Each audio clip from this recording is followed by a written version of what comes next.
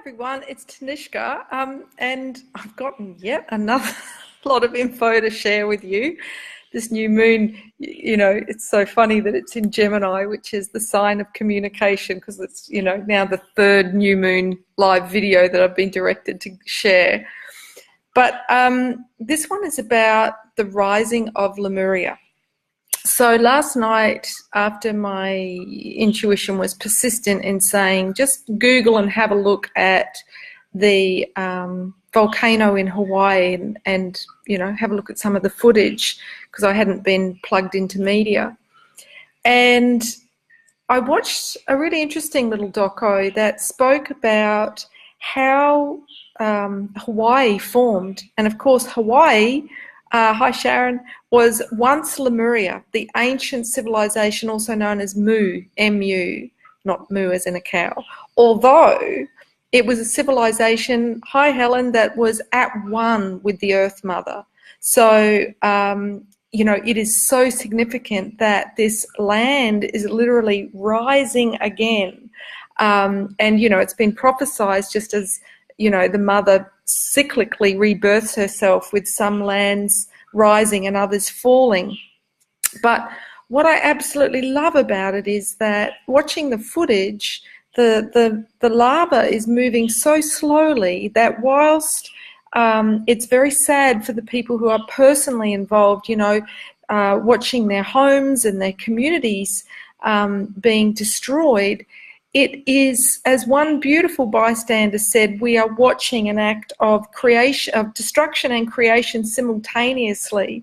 And what struck me as significant is that the lava is moving so slowly that, the Earth Mother is doing this in a way that her children have time to evacuate, have time to move out of the way. It's not violent. And I think it also very synchronistic that this has happened after the release of the film Moana, which, depicted Pele, if you will, the volcanic goddess of the Polynesian tradition, angry that her heart had been ripped out.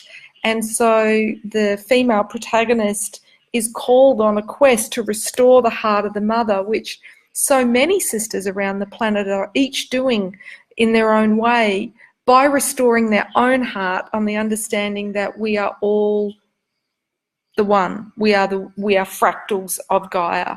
So yes, I'm not saying that we don't need to be out there cleaning up the oceans and doing practical things, but for women or feminine dominant men, our main strength is our creative visualization, is our third eye, is the ability to use our energy to raise our bioelectrical current, our kundalini, and send out intentions, knowing that energy follows intention.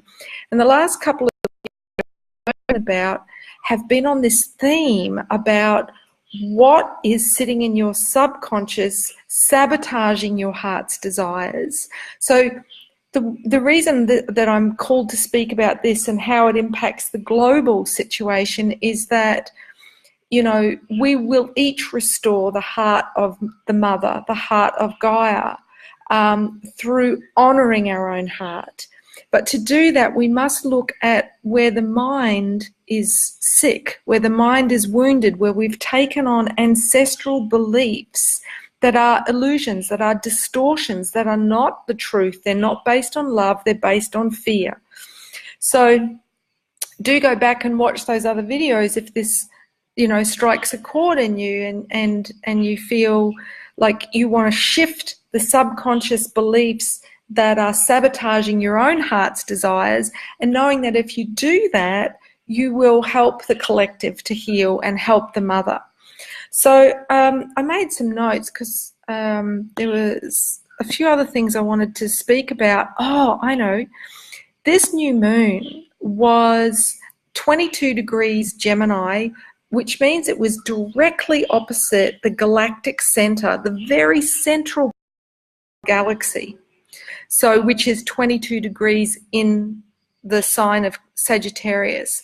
So not only is this a very, very potent time for psychic downloads, for transmissions, and the fact that it was in Gemini, I mean, that's downloading information from our divine intelligence through our higher selves to our rational mind to integrate.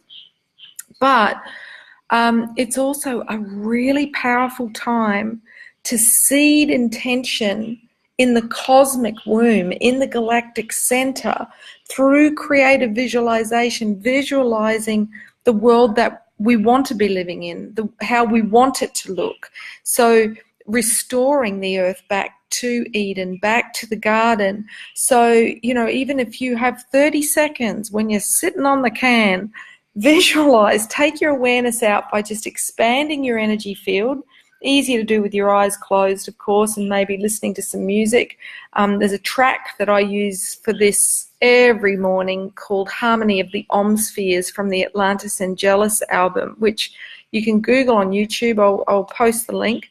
But that's a really great, expansive track to sort of take you into Deep Space Nine. And because it's toning ohms, Om is the sound of the universe, the divine unmanifest potential. So it's, you know, also the sound that when iron filings hear the chant of Om, they arrange themselves into the Sri Yantra, which is the highest sigil in Tantra. It shows the union of opposites. So that's what we're doing when we're healing our shadow subconscious beliefs. We're bringing the apparent opposites of mind and heart into alignment so that the mind can be the servant of the heart and work out, you know, how to, in practical terms, follow the guidance of the heart, knowing that whatever dream is within our heart is our highest destiny, that we are each here to fulfill, and in doing that play a role in fulfilling the whirling rainbow prophecy, which is a prophecy that was brought through by the Hopi nation in America, but also in South America and in the Polynesian tradition.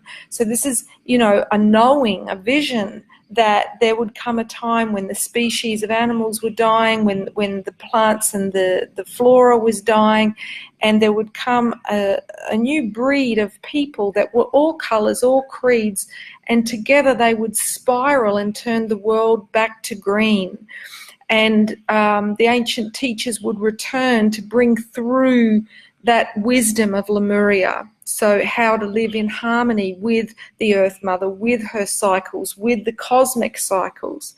So that's certainly what I serve. So I also wanted to share with you just, you know, the coincidences. Last night, I don't know, I just happened to see this, while watching the film about how Hawaii was formed. I'll share the links with you. In this little, you know, 4-minute doco, they show how the molten magma rising up out of Gaia, which is the kundalini of the earth, the Shakti power of the mother, is rising up, and that it's how Hawaii forms. So as the tectonic plates move across, it forms islands. So what's happening is Hawaii is getting bigger. She is literally birthing more land in the very heart of our planet. Now, different people, you know, pontificate that the heart chakra of the world is Glastonbury. Having been in Glastonbury, for me, it's third eye. I mean, everyone down the main street is wearing purple. And while the land is green, it's very much the archetypal energies of Hecate, the mystic, and Hermes, the magi. So for me, the heart of the earth has always been Lemuria, even though a lot of it was sunk beneath the sea. You know, it's the green lushness of Hawaii and the ancient shamanic Polynesian tradition of the Wataha, who then also moved down into the Polynesian islands and into New Zealand. So these people are so heart-centered that all the wisdom, and they've, you know, discovered neurons in the heart. This is where our deepest wisdom comes from, not from the neurons of the mind. And the Heart Math Institute has been mapping the neurons in the heart for those that need the science behind that. So they're affiliated with, I think, Yale University, but do Google Heart Math Institute. So it was interesting in this doco that they showed the shape. Originally it would have made is a huge sort of red, like cobra with a huge big head, yeah, which is like the cobra in us of kundalini. And microcosm, macrocosm, everything is holographic, everything is reflecting itself. So I've always, well, not always, for the last few years I've been saying when the serpents rise, the people will rise. So as we raise our consciousness, as we raise the serpents of kundalini, which is really going to happen in the next 7 years, now that a month ago exactly, Uranus moved into Taurus. Uranus, if you think about the symbol, is energy, free energy. And what is the ultimate energy? It's kundalini. It's the bioelectricity of our bodies and within the earth. So, and when is it highest? Dawn and dusk. So they're the heightened times to do a practice to raise your kundalini. So if you're being woken up at, just before dawn, try to get up, try to do a practice if it means going to bed earlier rather than going back to sleep and then waking up feeling like you've been backed over a truck a few times. Personal experience speaking. So, but what I found really fascinating was the mushroom cloud of the atomic bomb forms the same shape, if you will, the dark serpent. So the lesson in that, and how I see it, is that, we raise our power creatively or destructively. Yeah. So not knowing until, I don't know, a week ago that this new moon was going to be exactly opposite the galactic center, I started I wrote a poem about the womb of creation. And then today I channeled a chant. So I'm going to share both with you. Kundalini is creative energy. So the more we share our creativity, what we create from the heart, the more it gives license to others to do that. And the more we all express our creativity, the more it'll be like living in a big kindergarten, rather than a place where everyone's inner child has been killed off and they're just grey. And I don't know about you, but walking into a kindergarten, you can't feel depressed. There is so much just raw creativity and colour. You just can't walk out happy. So, and I've said, years ago that if the world looked like the pages of a children's book, no one would have addictions. You wouldn't need to escape from that. So, my wish is that by raising our kundalini, we all just express creativity from the heart and create a world that we really want to live in. So that was last night's little doco video I caught. And then tonight, another one pops up, didn't go looking for it. And this one takes further the theories presented by a doco I saw on Netflix a year ago called The Pyramid Code, which for me was exciting because it was the first time I'd seen stuff on Egyptology that wasn't, well, it resonated as true, yeah? The woman that had produced the series for me was a priestess and somebody who wasn't just pontificating from a rational 10% limited thinking paradigm, but was also looking at it from an intuitive. And this little doco series that was only published on the 18th of May, again, I will share the link with you, it takes those theories even further, and it shows how the pyramids harness the power of both the electromagnetic grid of the earth and crystals to generate electricity that was wireless. So Tessler also managed to do this, and he built a man-made structure that again followed that same pattern of geometry that looked like a cobra, this big sort of erect serpent with this bulbous head. So, that's us, yeah? So what else do I want to say? I've just made notes, so I'm having a bit of a look. Okay, I spoke about that. So, okay, I might just share with you the poem. So this came through closer to full moon, and the message in it was very much about surrendering. So, what do I want to say about this? For us to be truly powerful magicians, okay, which is the archetype of Hermes that this new moon in Gemini has really brought through, that's being amplified by the galactic center being right opposite the new moon. It asks that we master both the ability to harness conscious intention, but also the ability to surrender to highest will, okay, so that we're not like the, Machiavellian, must have absolute power, create everything and not be part of something bigger. So I will share that in a minute, but the chant that came through was very much about something I was shown a while ago, which is the power we have in our wombs as women. And for men, the equivalent is your hara. Okay, we're all feminine, masculine, so you've got an inner womb of creation as well. But that at new moon, it's a potent time for seeding intention, particularly the first 8 hours after exact new moon. But for the 2 weeks from new moon, as the lunar energy waxes and builds up to full moon, great time for seeding intention.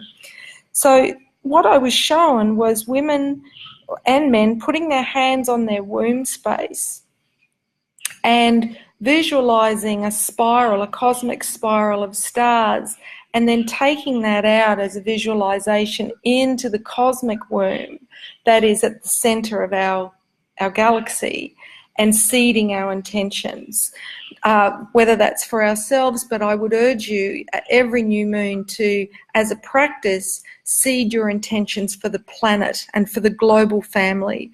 And if you are gathering in moon lodges, in red tents, then that power is amplified. If you are menstruating, your psychic power is amplified.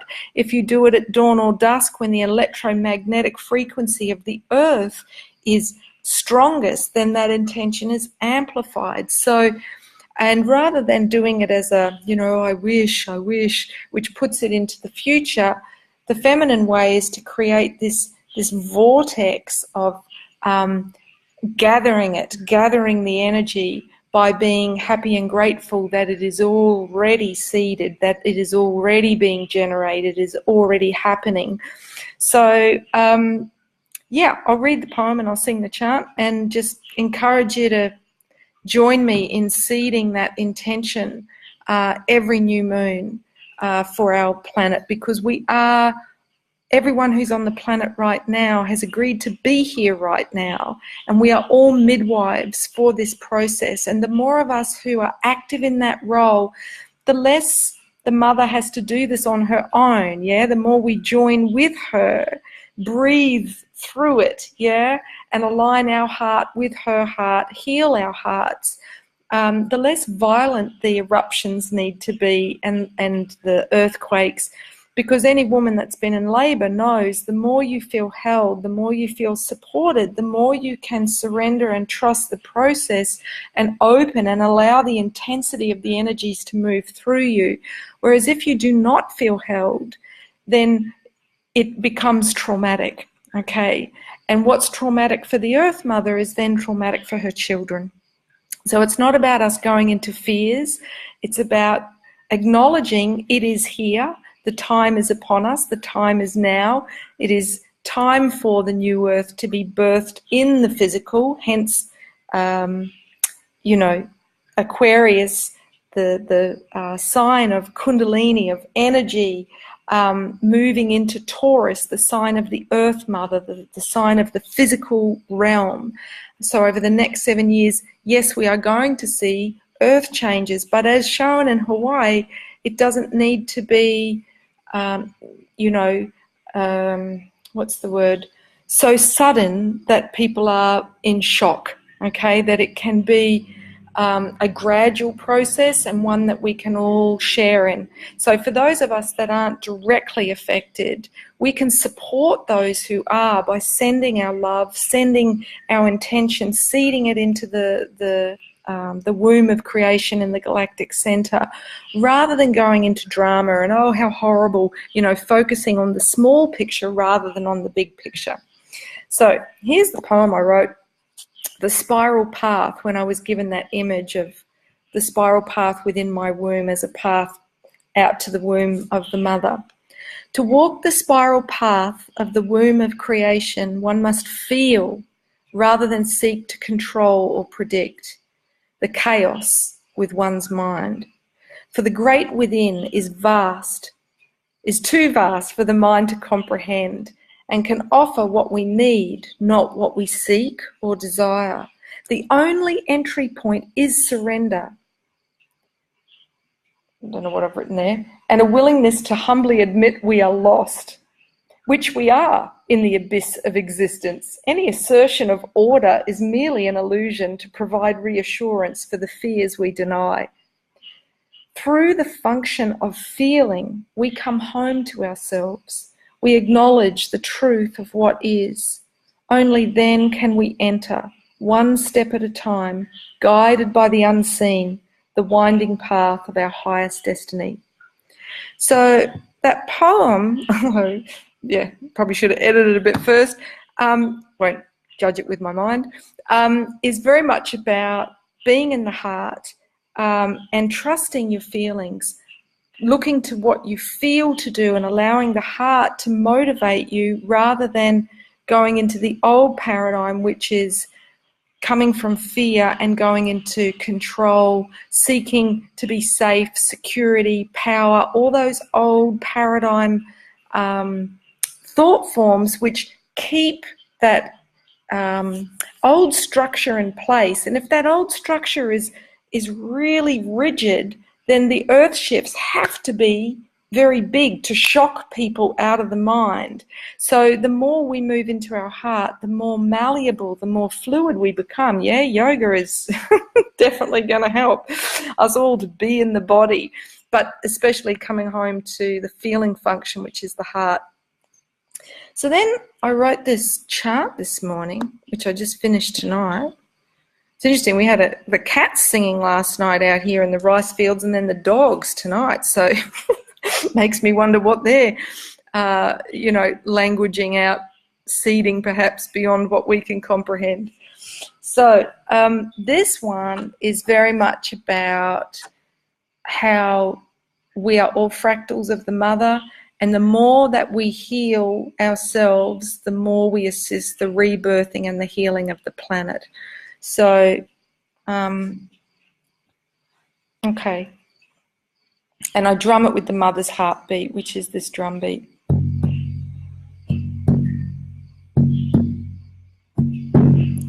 The womb of the mother is the womb in me. I heal her creation with the thoughts I seed. Oh, mama, now I see. The pain in the world is the pain in me. The womb of the mother is the womb in me. I heal her creation with the thoughts I seed. Oh, mama, now I see.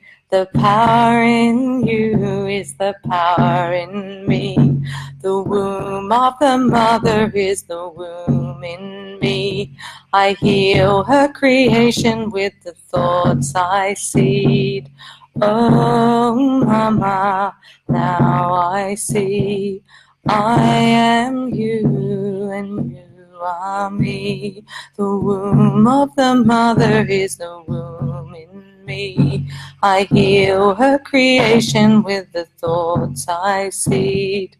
Oh, mama, now I see. You are love and so are we.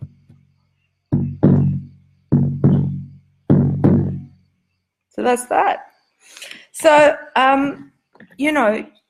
our words, our voices are powerful. So, you know, new moon is a wonderful, wonderful time to go within and see what your heart wants to express, whether it's a poem, whether it's a chant, whether it's a painting, you know, but express it, because the more our heart flowers, the more we restore Eden.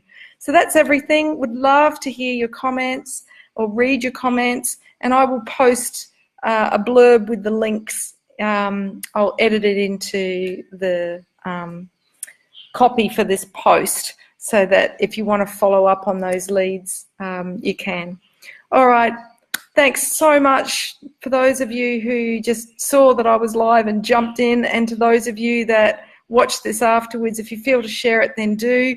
It'd be great to have as many people seeding this in this 2 weeks leading up to the full moon, as a wave around the planet, and then as a practice every new moon. All right, blessings. Ciao.